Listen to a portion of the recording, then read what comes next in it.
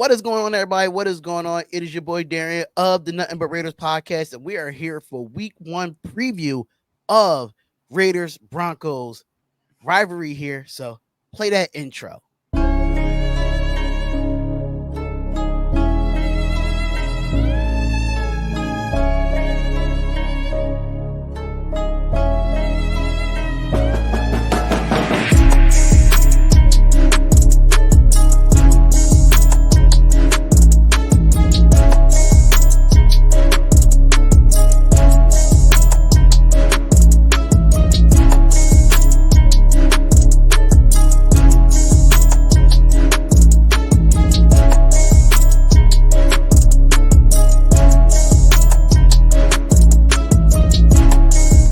We are here for week one, ladies and gentlemen. Football is back.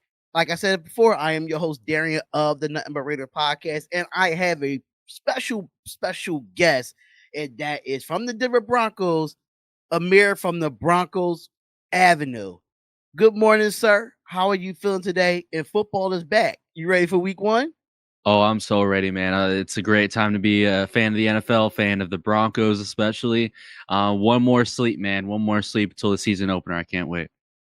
It is very interesting to know that we have to play y'all week one or we play y'all at the end of the season either. It's like we always have to play y'all week one for some reason and then at the end of the season. But it's gonna be a really fun game. I'm very interested to see what these both teams doing, knowing there is a lot of revamp in both organizations as well. So Raiders, Broncos, week one. Now, I want to get into your Denver Broncos as first because I know a lot of things have changed on your side with Sean Payton being a new head coach, Russell Wilson coming back. Can he redeem himself from last year? And then your wide receivers, all going down. That's because I know Javonte Williams, he's coming back, correct? Yeah, he's going to be playing Sunday. Yeah. So how you feel about going into this week one with the receivers being down? I even know Noah Fant. I think he's a great target for Russell Wilson. Well, how you feel that going and knowing that y'all haven't beat us in a while? So I had to throw that out there. But how you feeling about going into week one against us, like as far as receivers, just the offensive side of the ball? Yeah, it's tough, man. We're losing Tim Patrick for the season, that torn Achilles back-to-back, season-ending injuries. He was a huge factor for what we wanted to do with Russ. He was one of Russ's favorite targets when he actually got traded here in the last offseason, and it sucked to see him go down. I was at camp this year when he went down again in person, so it sucks. You can kind of see like the life of the offense get sucked out a little bit, just because he's one of those reliable targets that you could really benefit from. But I think Cortland Sutton's expected to have a huge jump this year. He had that Pro Bowl year in 2019. Ever since then, he's had good years, but it hasn't been like as dominant. And I think this year with the lack of receivers that we're carrying, I think we're one of the only teams in the NFL actually carrying only 4 receivers on the depth chart. I think it's a pretty big indicator that Sean Payton wants to be a heavy run team. We're going to be running the rock a lot this year. We can see we're carrying 4 tight ends, the same amount of receivers that we're carrying. So that says a lot.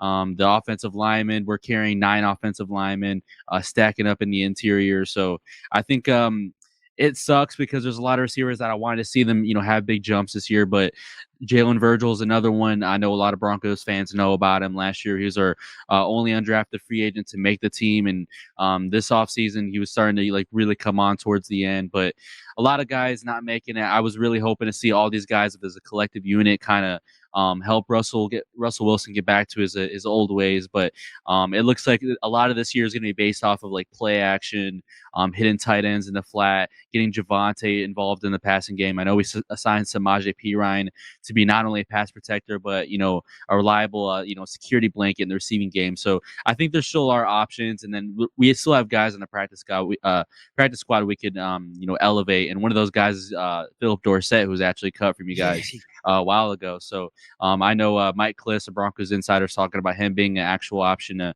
promote this Sunday. So that'll be interesting to see a little revenge game.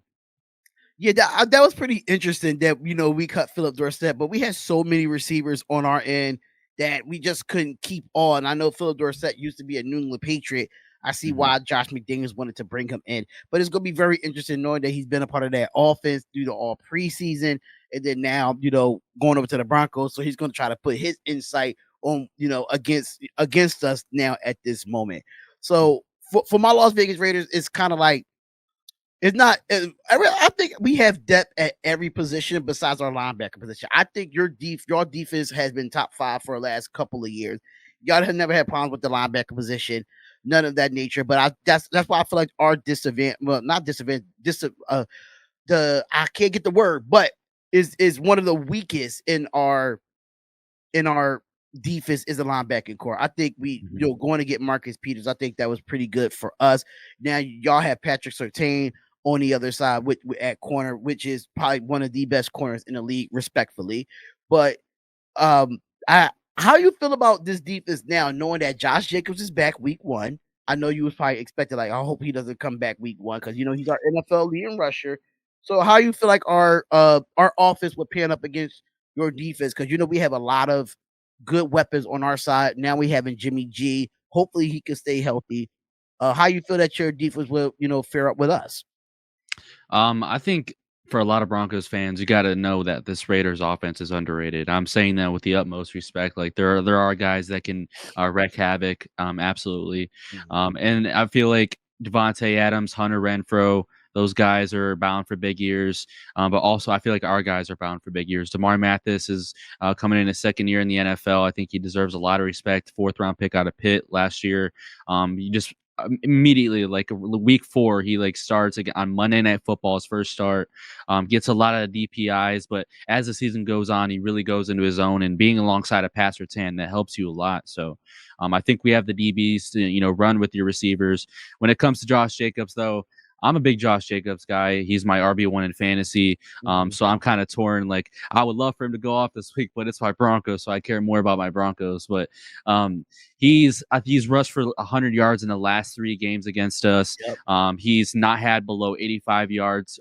He's only had below 85 rushing yards against us one time in 7 career games against us. So he's a tough opponent. He's one of those guys where you can only expect to contain him. You can't actually expect to shut him down.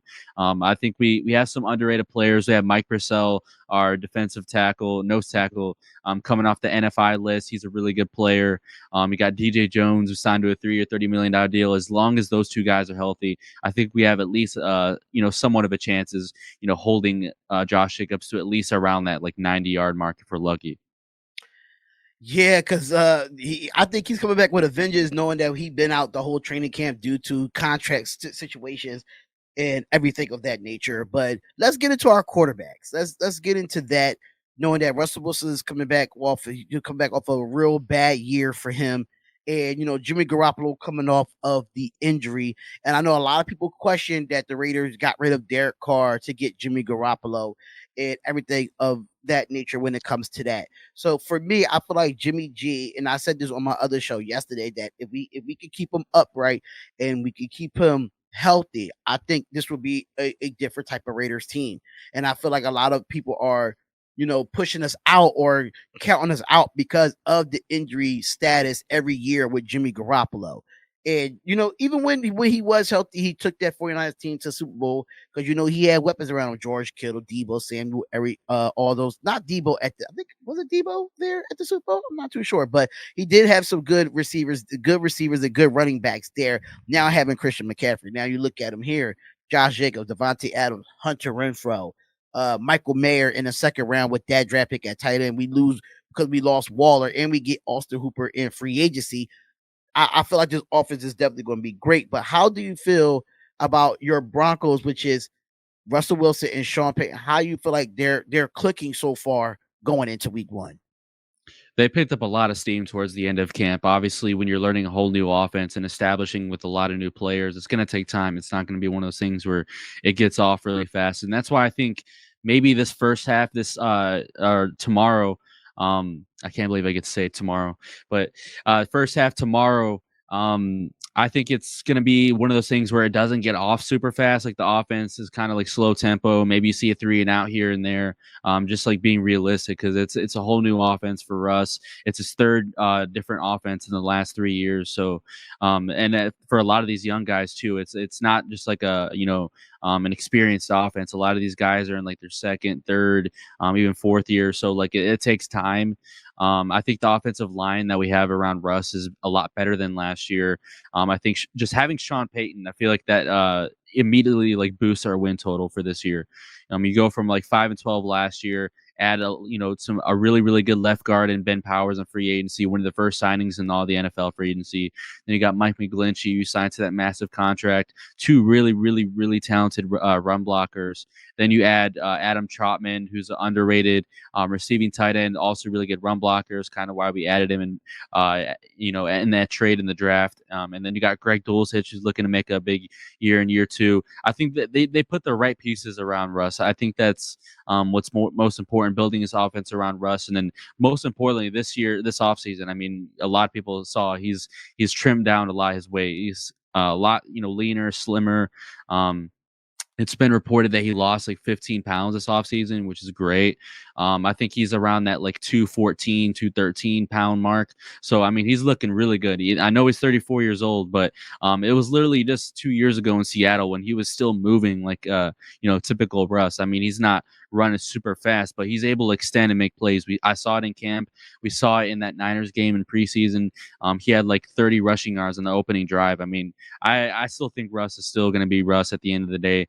And while I think you guys have a good defensive line, I think we can make something with our offensive line. But like I said, it'll take time to get used to it. And I feel like with Josh McDaniels on our end, I feel like Josh McDaniels is put up or shut up at this point because you know how our Raider Nation is, you know how our Raiders fans is. We're kind of impatient, but I'm trying to be patient with him because one thing that the Raiders is for me personally. I don't know about other Raiders fans, but I want stability. Carr has 6 different coordinators and coaches in 9 years that he was there. I don't want that here with Jimmy G. So if we go into this game right and we get out to a slow, not a slow start, but I say a fast start for the Raiders. I feel like hopefully it's the Denver Broncos can try to make this competition because I love your defense. I love your defense. I really do. I think the defense is stacked. I'm really concerned about the offense and the offensive line. Can they protect Russell Wilson? And you said everything correctly about him. I'm just nervous that when he gets sacked, he starts to get rattled. He starts Yeah. to get in his emotions. And there's been a lot of talk about Russell Wilson this off season in itself. And I've been seeing a lot of, I don't know if it's true or not, but they don't want to be kissing babies or whatever that was about that situation. It was something that I saw that Sean Payton said we don't want Russell kissing babies or whatever. Yeah. What was your reaction to that? Because I'm like, kissing babies. I haven't seen Russ kiss any babies. What's going on here?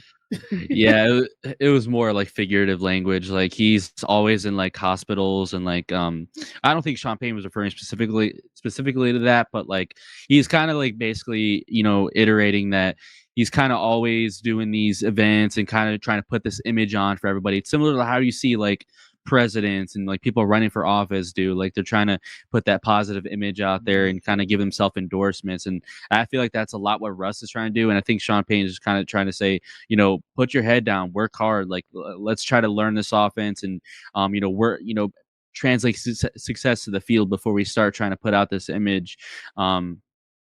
And it's kind of confusing.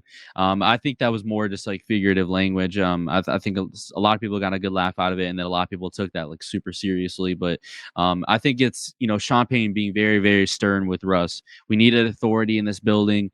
Sean Payne immediately came in, the head coach, and not only the head coach, but he dictated a lot what we did in the draft. He's kind of like that co-GM at this point. I love this this addition, this trade for Sean Payton because it's going to push Russ, discipline Russ, because last year we didn't have that at all. There wasn't any kind of accountability. There wasn't any kind of discipline to this offense. And I think disciplining Russ, that's only going to rub off on the rest of the team. And I think we have a new offensive line coach, Zach Strief, who played with Sean Payton in New Orleans. Was their assistant offensive lineman coach last year. So I think he's going to bring a lot of that discipline and accountability to the offensive line this year, as opposed to Boochberry last year. He was just a terrible offensive line coach. He's in Miami now, so good luck with them. But there was like rumors about him putting post-it notes on like lockers and stuff, to coach like the players and stuff. It's really bad. Like there's like Sean Payne said it best. There's a lot of mud on everybody's hands from last year. It's not just Russ. It's not just Nathaniel Hackett. Like it was everywhere. So I think they revamped a lot of that what it was last year. But you do make fair points about the offensive line. It does have to change. The pass protection has to be consistent, because there was points during during camp where it wasn't like all five guys were on the same page. So I think that's probably, that's always going to be the biggest factor for any team, right? Like if the offensive linemen, if the guys in the trenches aren't, always coming to play, then it's not going to always be easy if you're running back, your quarterback, or even your wide receivers. If they're wide open, it doesn't matter if the guys aren't passing up front. So a lot of that, stems off the offensive line. But yeah, with Sean Payton and what he said, I think it's one of those things where he's just trying to be stern on Russ. He's trying to be hard on him, because at the end of the day, like you always need that like kind of I don't want to say father figure, but like someone that's always hard on you to push, get the best out of you. Absolutely. Sean Payton is a hard nosed coach. He does not take any BS. You see what he did Yeah. in New Orleans. So he doesn't take any BS. So he's coming in there and trying to change the culture in Denver. But before we get into anything else, as far as like the injury report and everything of that nature, what made you become a Broncos fan? Because like I know a lot of people ask me that what made me become a Raider fan, and I live in Philadelphia and I should be an Eagles fan. But just a little quick story. A lot of the people that's probably gonna be watching this already know. With me, that as a kid, I used to get sent over to Oakland almost every summer, to stay with my uncle and my aunt, and they were diehard Raider fans. When I say VHS tapes, uh, videos from back in the 70s and those 80s, even in those 60s, the mystique of it and in the history behind it, what makes me a Raider fan. And when I say I went up there, I was going back and forth to Oakland until I was about 20 years old, which I'm 37 now. But I was still going there and learning the Raiders and learning the history behind it. And people were like, "Oh, you live in Philly because you should be an Eagles fan." No, I don't have to be an Eagles fan because I live here, So, Yeah. my house is kind of divided. Like my dad's an Eagles fan, my brother liked the Eagles too, but he's more of a 49er fan, so definitely house divided there. Um, I think my mom kinda liked the Broncos now because she was a Russell Wilson fan, but I don't think she talks about them as much. But she liked the Ravens too, so that's basically with me when it comes to being a Raiders fan, being living in Philadelphia. But uh, what made you become a Broncos fan? I would love to know that. Yeah, it's such a weird thing. Everybody always calls me weird for it, but I live in Chicago, so I live in Chi-town, and when I Mm, growing up here, I grew up like in the South Side, and I was a huge like Jay Cutler fanboy, and obviously he played for the mhm, Bears. I had like posters on my walls and everything, and for a lot of you guys that do know, Jay Cutler was traded from the Broncos to the Bears, and just being like one of those kids where I wasn't really like a fan of like a team necessarily. I was like a really big Jay Cutler fan. I would like go out park backyard pretending I'm Jay Cutler. Like I was fascinated by him, and I would always watch like his career highlights. You just doing typical kids things, like kind of looking into what made Jay Cutler, and I came across that he played for the Broncos, and then watching that he played for the Broncos, I ended up watching the Broncos a little bit on TV, time to time, and I eventually became a Broncos fan around that Tim Tebow era. And then I would say like I really, really, really became a Broncos fan when Peyton Manning came to Denver. We had that Super Bowl run, which we eventually lost, ironically, against Russell Wilson in Super Bowl 48. mhm. So that's when I really, really became a Broncos fan. I remember the only sports game I've ever cried was that Super Bowl 48, losing 43-8. Mhm. Tough game, but that season, man, I was such a diehard Broncos fan, and ever since I've been a huge Broncos fan. But yeah, Jay Cutler is, it's really weird to say, but he is the reason I'm a Broncos fan today. It's kind of crazy. It is kinda crazy. It is funny because, like, in some sorts, like the orange from the Chicago Bears in Denver is like a couple shades off, and y'all probably got Yeah. that same blue. So it's kind of like, okay, you live in Chicago, you still have kind of those colors, but the orange or the orange is just a little different from Yeah. Chicago. So it kind of makes sense. See, with me it's a little different because you know silver and black, and then the Eagles wear that Kelly green or that dark green and black. So it's kind of different for me. So you kind of got a getaway with that, knowing that that orange and blue is there. So I do have your injury report. I do have a lot of players that's questionable or um not really questionable. So Jerry Judy with his hamstring, he didn't Mhm. practice. Wednesday, Thursday, or Friday. No, actually, he was limited. I'm sorry, he was limited, so he's questionable. What is his injury status? Because I know uh he heard it in training camp, if I'm not mistaken. Yeah. Correct? Yeah.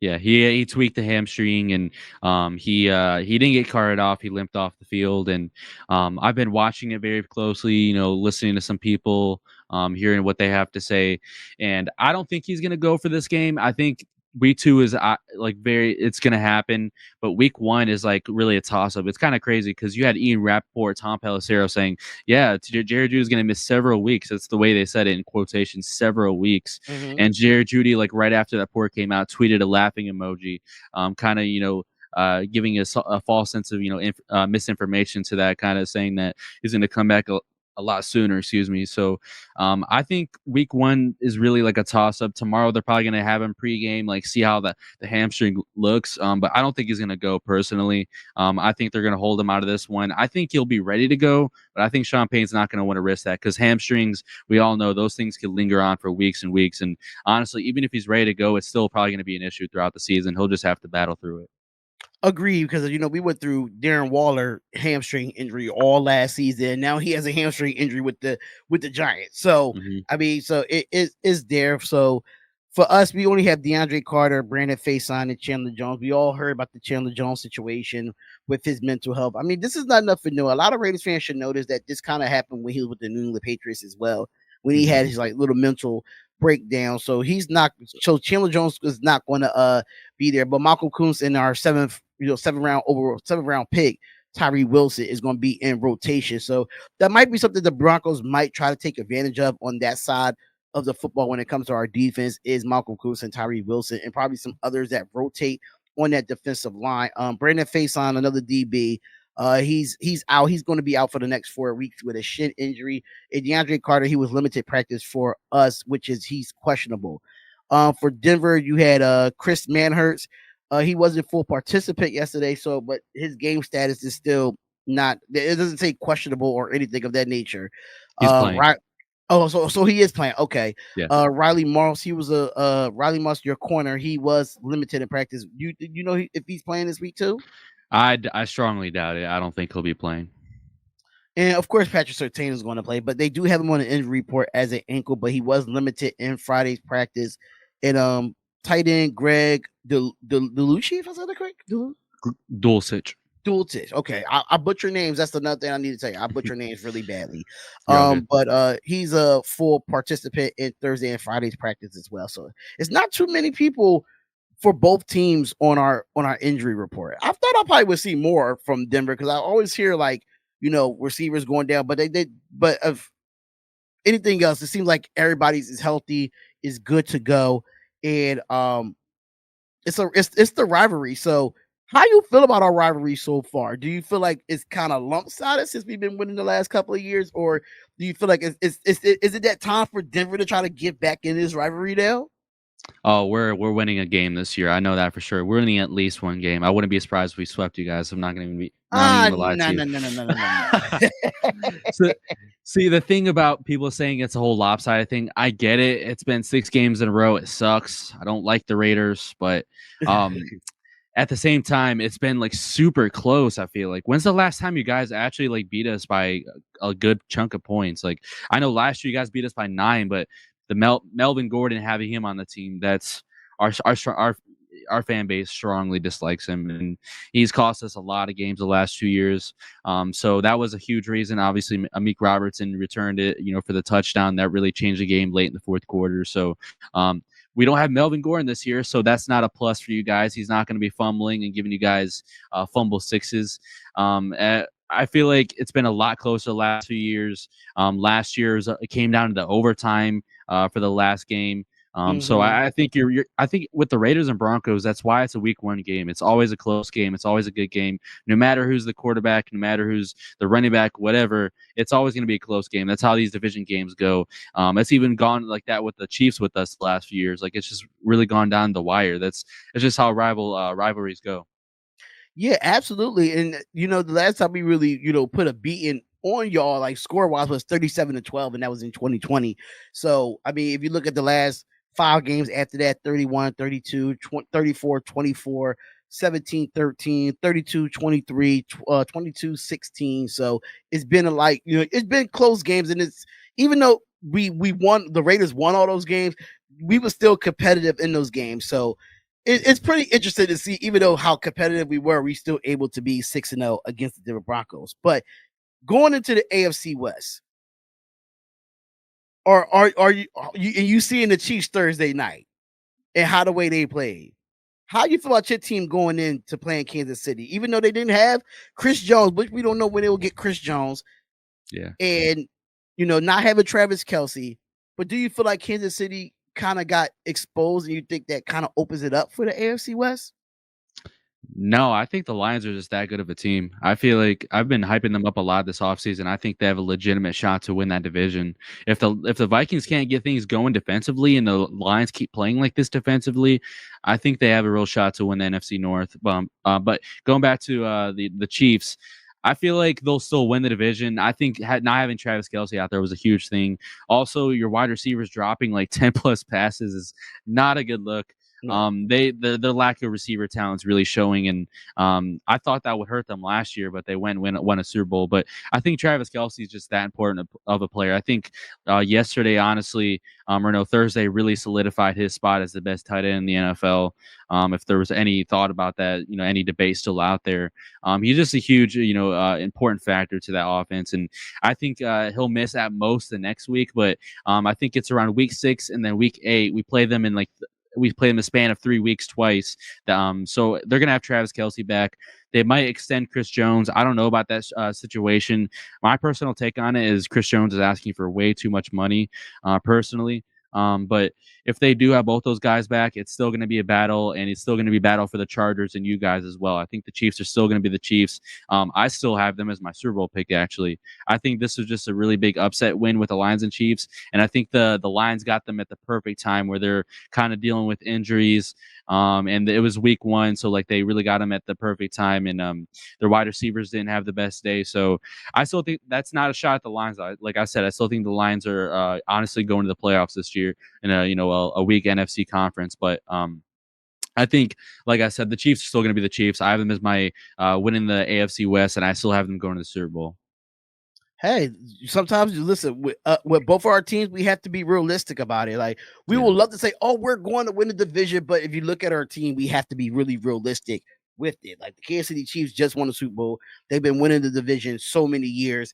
We just gotta be realistic until one of us is able to knock them off. Even with saying the same thing with the Chargers, we gotta find a way to knock them off. But in season preview for you, I do watch a lot of your stuff. Make sure y'all go subscribe to him at Broncos Avenue. If any Broncos fans appreciate it. will be in the chat, make sure y'all go subscribe to him.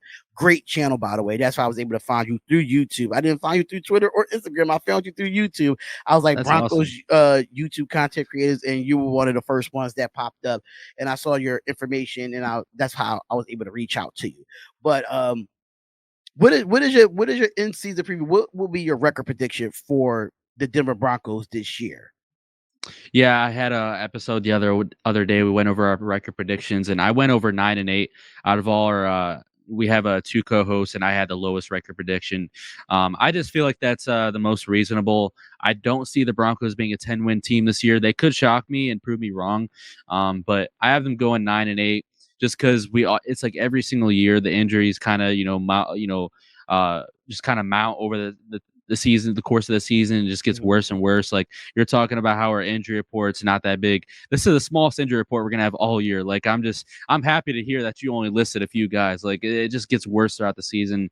It sucks. We're always one of the most injured teams in the NFL. We did get a whole new strength and conditioning staff, Dan Del Rimpo from the New Orleans Saints, and then Bo Lowry, who worked with the LSU Tigers and the New Orleans Saints. So Mhm. Sean Payton getting two of his former guys. It's already paying dividends. Like Sean Payton had talked about Bo Lowry being kind of one of those guys that specializes with hamstrings, and Jerry Jeudy was supposed to miss like 6 weeks, and the dude might be playing this Sunday. Like it's actually remarkable. So that is a plus, but one of my biggest factors to us being not better than just 9-8 is injuries. I think offense might have some of its weeks.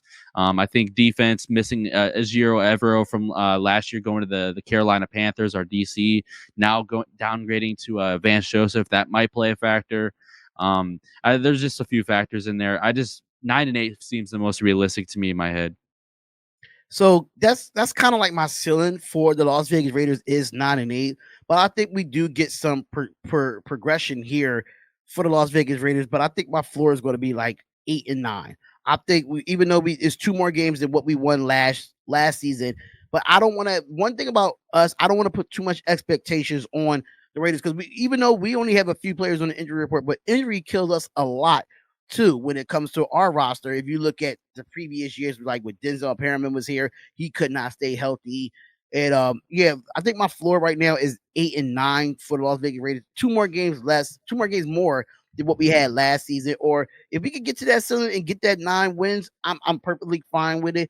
I think it's just progression, and I think some Raiders fans need to understand that this is a process, So, and you should know that by now because you got Sean Payton, and we in the second year with Josh McDaniels. It's a process, everybody's learning something new and getting accumulated with it. So I don't think my Raiders will be a 10-win season. I just don't think that either. It's just being a realistic Raider fan. People think that we might be 7-10 or 6-10 or whatever. I kind of disagree with that. I think we win more games. I think we learned from last year for all the blown leads, 6 blown leads that we had last season. So hopefully that doesn't happen this year. So uh two more things, but the next thing that I have is who would be your key players for both sides, for the Broncos and the Raiders? Who would be the key players to look for or key players to watch in this game? I think Greg Dulcich, our tight end, second year tight end out of UCLA. We picked him in the fourth round last year. He had like 400 something yards, despite missing like 6 games in the season. I think he's bound for a big year. Sean Payton he hardly ever compliments people to the media with his players, but one of the first people complimented this year in his press conferences was Greg Dulcich. He talked about using him as like a joker type player where he not only gets involved in the receiving game, but he can also be a good blocker as well. He's one of those guys where like Jimmy Graham was really important in New Orleans in his time with Sean Payton, and I feel like Greg Dulcich is bound for a big year. Me personally, I think he's going to have that sophomore jump. I think the way Sean Payton uses his receiving tight ends, especially the athletic ones like Greg Dulcich, I think he's going to have a big game, especially against your Raiders linebackers. I feel like not the strongest unit on your team. Mhm. Nate Spillane gave up like 330 yards in pass coverage last year. He gave up like 84% Yeah. completion. He's not good. I think the Broncos are going to exploit that. I think Vance Joseph is kind of licking his chops at that matchup. And so I think our tight ends are going to honestly kind of dominate in this game. I think that's where we could win this game. I think Justin Simmons could have a big game. Our Mhm. safeties gave Jimmy G like a lot of trouble last year and on Sunday Night Football. So I think that could be another issue for him tomorrow. So I think Justin Simmons, Greg Dulcich, Javante. I want to see how he looks off that torn ACL. I know we saw him in preseason, but we're going to be running the ball a lot tomorrow. We might promote a wide receiver off the practice squad. I think we will. But as of now, we only have 4 wide receivers. So with Jerry Jeudy likely missing the game, I think you guys should watch Cortland Sutton. Russell Wilson's probably going to go to him a lot, which means Marcus Peters will be exclusively matched up with him. So those are like 3 players that I think you guys should be watching.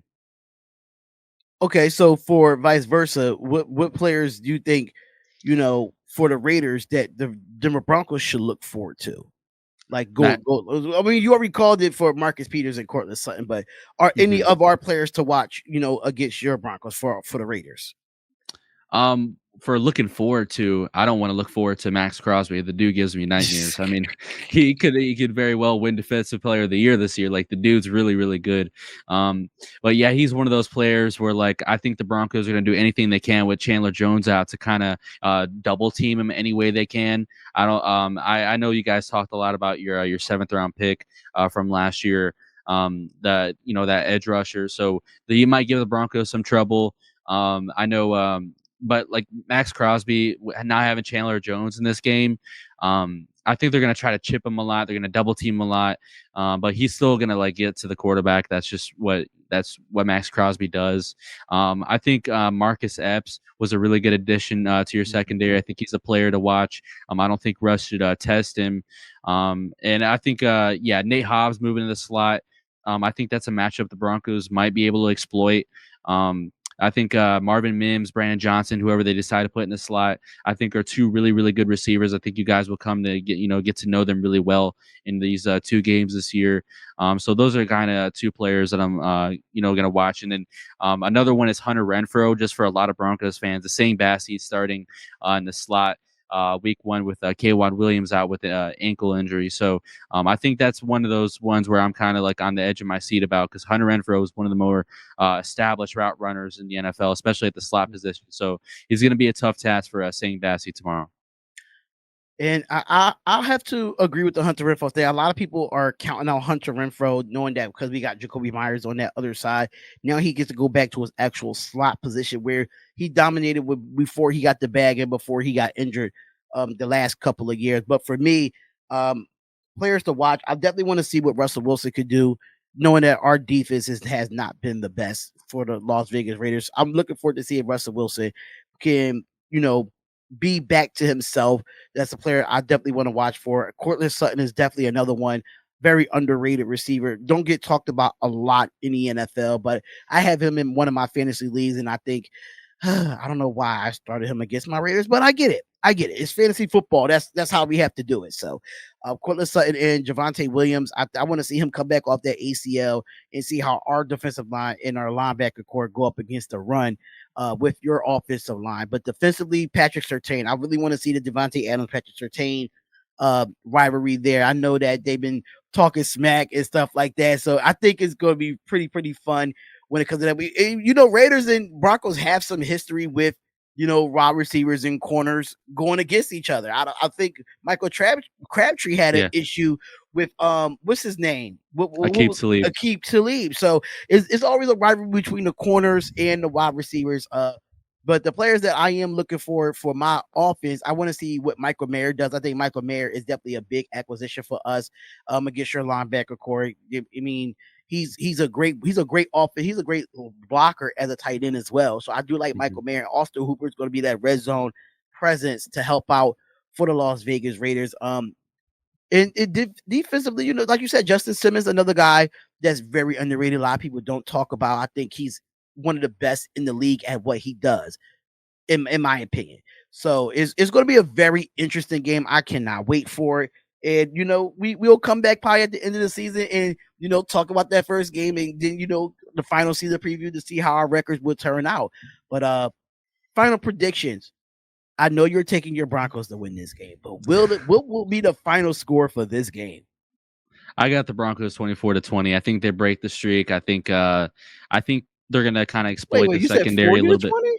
No, 24-20. Oh, 24 I to was about to say like 24-20. Okay, cool. That would be hypocritical for me to say these are close games and then go and predict a blowout. But I think these Broncos Raiders games are always going to be close, regardless of who's on either side of the ball.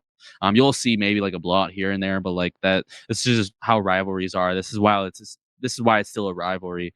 Um, Mhm. and I feel like, yeah, 24-20 feels right in my head. I don't think either of these teams go below 20. I think it's going to be one of those games once again where either team pulls away in the fourth quarter. And I think, unlike last year, the Broncos are going to pull away in the fourth quarter this time. I think our running game is going to look really solid. I think our play action is going to help Russ out, score some touchdowns. So I got the Broncos 24-20.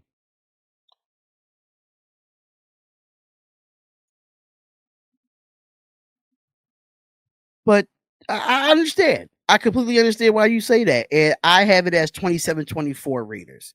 I have is that I feel like if the offense could get Daniel Carlson in position, the man could kick a 60-yarder if he can. That's one thing about Daniel Carlson.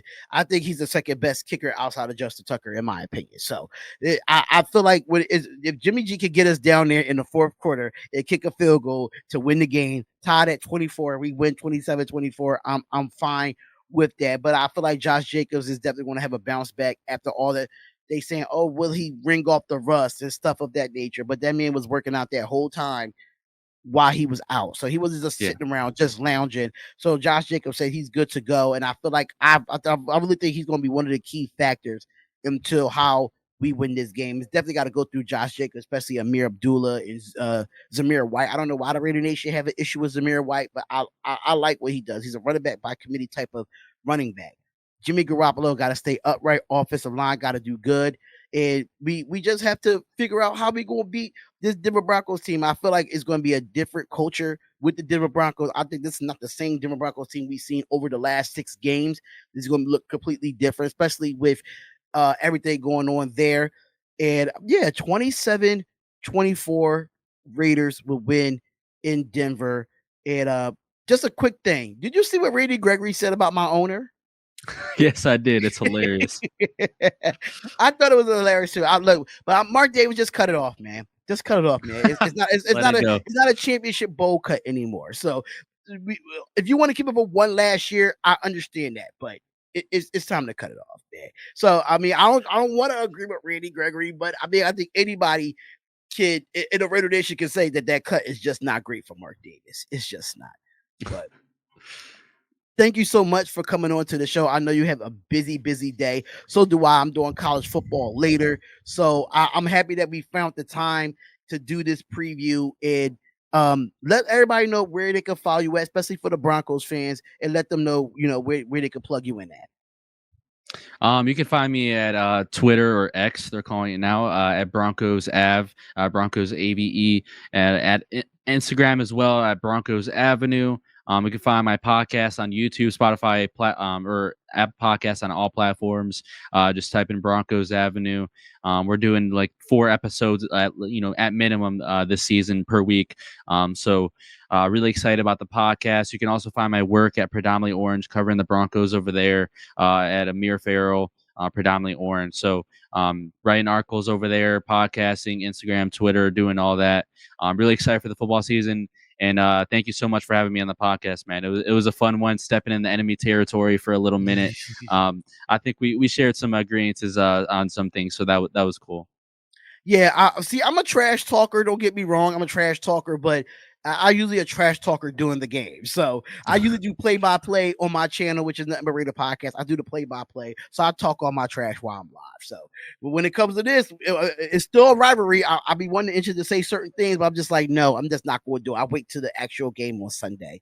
But thank y'all so much for everybody that's been tuning in to this week 1 preview show. You can follow me on all social medias at NBR Pod 1 from Facebook, Twitter, Instagram, everything of that nature. I will be having a Nothing But Raiders podcast coming up on Apple and Spotify. Coming up, I'm just going to do it for the regular season, and every Tuesday we have our Nothing But Raider podcast episode. It will be episode 33 starting Tuesday. We will review this game and do a post game show of it. But thank you so much, Amir. I really do appreciate you coming on to the show. And make sure y'all subscribe to Broncos Avenue for all the Broncos fans there and all the Raiders fans. Make sure you subscribe to Nothing But Raiders podcast. We are out, and we'll see y'all in what we got? Week 17 again at the end of the season? Yeah, week 18, week 17. I think week 18. Okay, so we'll definitely do this again once the season ends, and we'll see how our teams go. But thank y'all so much for tuning in, and we're out.